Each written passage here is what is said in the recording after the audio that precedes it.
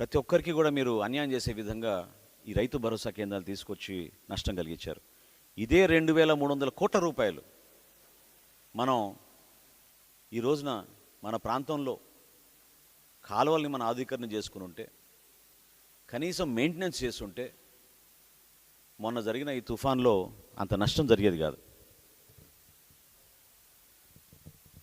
ఖచ్చితంగా ఇది కేవలం ఈ రైతు భరోసా కేంద్రాలు అనేది మభ్యపెట్టడానికి కోసం ఒక నాలెడ్జ్ సెంటర్ క్రియేట్ చేస్తున్నాం.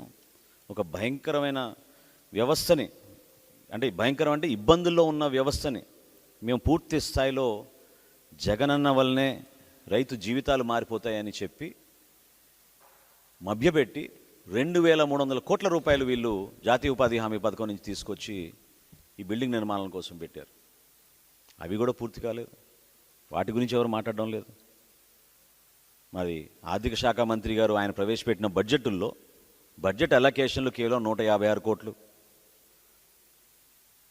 సరైన టైంకి మీరు ఈ రోజుకి అద్దె కట్టలేకపోతున్నారు. సంవత్సరం నుంచి అద్దె కట్టలేదు వీళ్ళకి. ఈ వ్యవస్థని వెంటిలేటర్ మీద నెట్టేసిన ఈ ప్రభుత్వాన్ని నిలదీస్తున్నాం. ఖచ్చితంగా ఇది కేవలం మీ రాజకీయ లబ్ధి కోసం సజావుగా జరిగే వ్యవస్థ. గ్రామ స్థాయిలో, మండల స్థాయిలో, జిల్లా స్థాయిలో వాళ్ళకున్న పరిచయాలతోటి పాపం వాళ్ళు కష్టపడి పండించిన ధాన్యాన్ని ఒక చోట అమ్మేవాళ్ళు. ఈ రోజున మీరు తేమ శాతం ఎంత ఉందో మీరు చెక్ చేసి ఒక స్లిప్ ఇస్తారు. ఆ స్లిప్ తీసుకొని 50 కిలోమీటర్ల దూరం పోవాలి, 30 కిలోమీటర్ల దూరం పోవాలి రైతు. అక్కడ పోతే ఆ మిల్లు యాజమాని ఇది నేను కొన్నా అంటాడు. ఎన్ని అవస్థలు, ఎన్ని ఇబ్బందులు పెట్టారో మీరు ఈ రైతుల్ని. ఈ రైతు భరోసా కేంద్రాల ద్వారా దీన్ని సరి చేసుకోవాలి. ఇటువంటి పాలసీ విధానాన్ని మనందరం కూడా ఒక బాధ్యత తీసుకుని రైతుకు మాత్రం ఎక్కడ కూడా కష్టం రాకుండా, ఏదైతే ఇది ఒక గేమ్ చేంజర్ అని చెప్పిన ఈ నాయకులు ఖచ్చితంగా ఇది కేవలం దళారులకు ఉపయోగపడే విధంగా మారిందనేది ఈ రోజున జనసేన పార్టీ నుంచి మేము ఈ రైతు భరోసా కేంద్రాల గురించి రాష్ట్ర ప్రజలకి తెలియజేస్తున్నాం.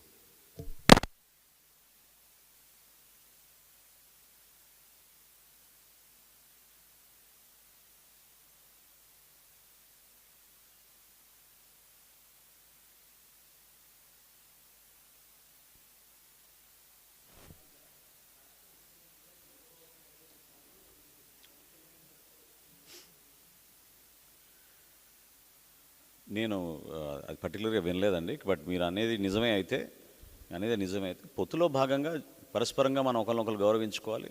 కొన్ని విధానాలు, కొన్ని ఆలోచనలు సరైన సమయానికి కరెక్ట్గా ఇరు పార్టీల నాయకులు కూర్చుని ఒక లెజిస్లేచర్ పార్టీ మీటింగ్ ఆర్గనైజ్ చేసుకుని ఆ సందర్భంగా వాళ్ళు కొన్ని నిర్ణయాలు తీసుకుంటారు. నా దృష్టిలో అయితే తెలియదండి.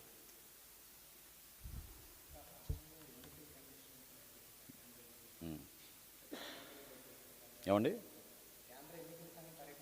Correct, correct. ఎస్. మేము మా లీగల్ విభాగానికి వాళ్ళకి ఒక ఈమెయిల్ పంపించి అపాయింట్మెంట్ తీసుకోమని రిక్వెస్ట్ చేసాం. వాళ్ళు మాకు సమయం ఇస్తే తప్పకుండా మేము అందరం వెళ్ళి రిప్రజెంట్ చేస్తాం. మాకున్న సమాచారం, క్షేత్రస్థాయిలో ఉన్న ఓటర్ లిస్టులోని కొన్ని అవకతవకలు వాళ్ళ దృష్టికి తీసుకెళ్తాం.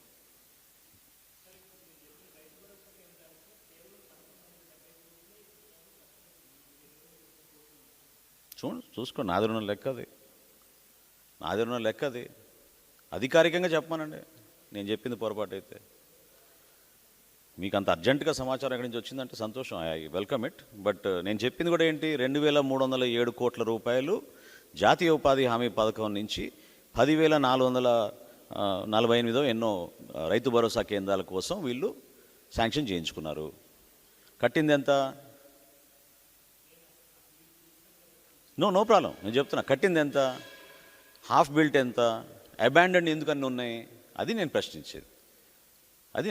ఎప్పటి నుంచో మేము చెప్తున్నాం ఈ మాట. దాదాపు 2,500 కోట్ల రూపాయల అవినీతి రైతు భరోసా కేంద్రాలు జరిగిపోయింది. రైతుకు రావాల్సిన నిధులు ఈ బిల్డింగ్కి ఖర్చు పెట్టారు అనేది మేము మా స్టాండ్.